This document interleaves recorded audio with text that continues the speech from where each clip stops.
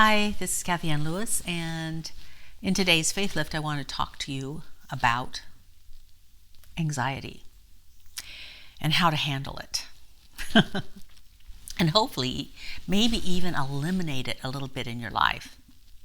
Now, I was looking at the definition of anxiety, and it said intense worry or fear about a situation or an occurrence.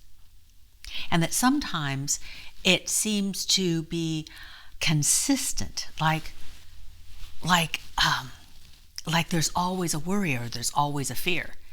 Now that's in your head, but it also affects us physically. We can get overly tired.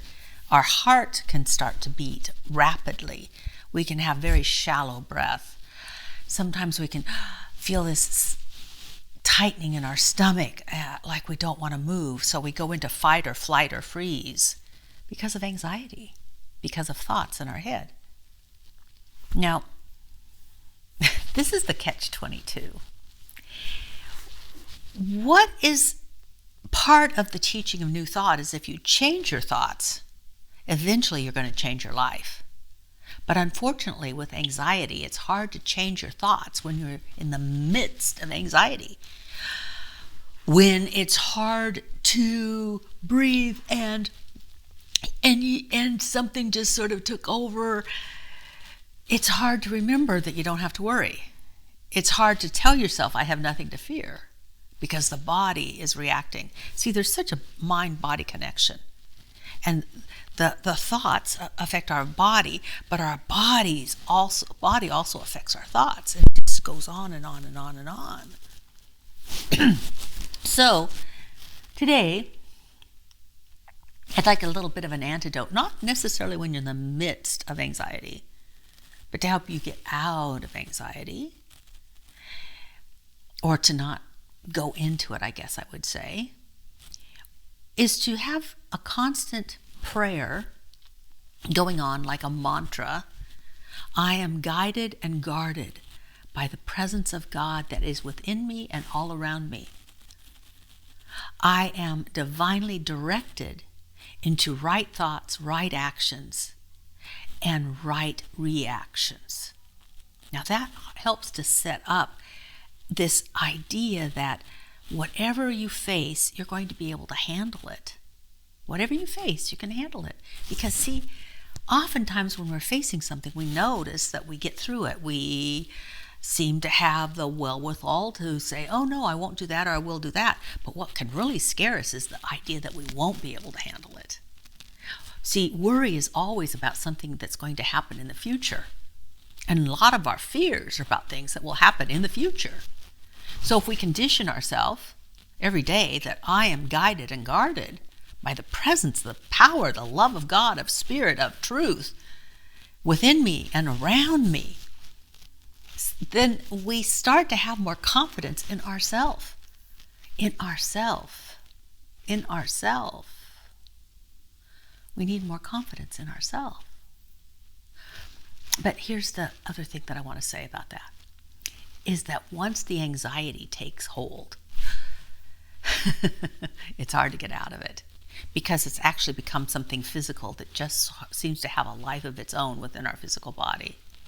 So, in addition to these ideas of doing affirmations and maybe having a prayer partner pray with you so that you feel more confident in your ability to handle anything that's coming up, that I'm also offering a pop-up workshop this Sunday at the Center for Spiritual Living in Seattle. And it will be in person. I'm sorry, it's going to be in person, because I want to try this out in a large group. I've tried it out a lot of these techniques one-on-one with people, and I want to see if I can disseminate the information to an even larger group. And so it will be in the sanctuary at 12:30 on Sunday, June 11th.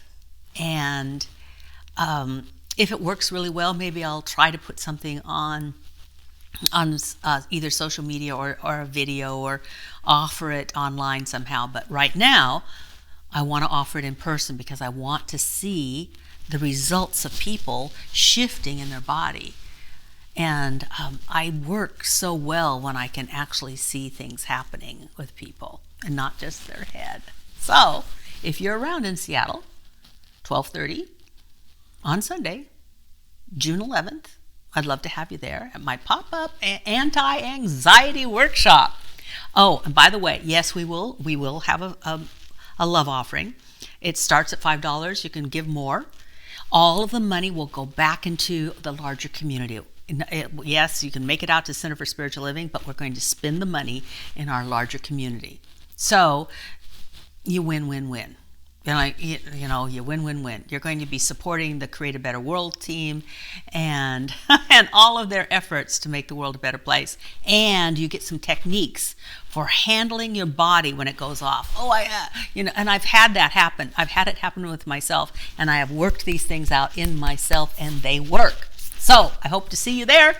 So 2 ideas. First, arm yourself. Give yourself confidence by knowing that you are guided and guarded by the presence of God, and you will always make right decisions and have right thoughts and right reactions, and handle the body by going to the workshop if you can. If you're in the area, we'd love to see you. And guess what? If you do that, you also get to help us give more greatly into our greater community.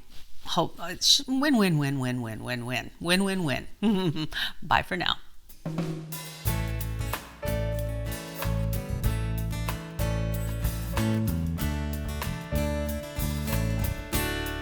In the middle of a miracle, the sky can turn black. In the middle of a miracle,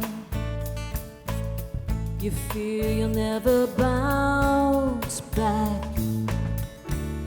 But you're not bouncing back, you're breaking through to things you wouldn't dream but ache to do. The storm has come to bear a brighter view in the middle of a miracle.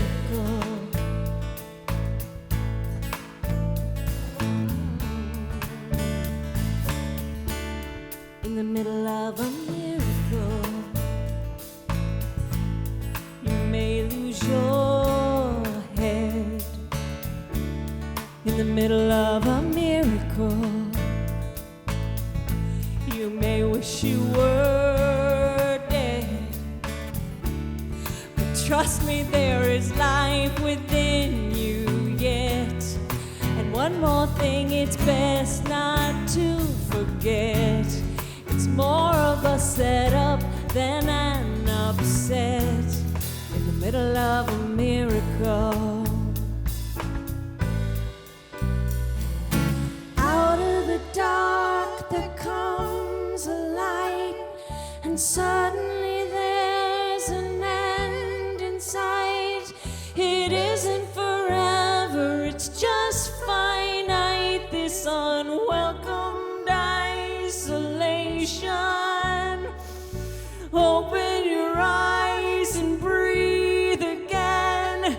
You're better than you have ever been. We all need an earthquake now and then to shake us from sedation in the middle of a miracle. The storm it will roar in the middle of a miracle.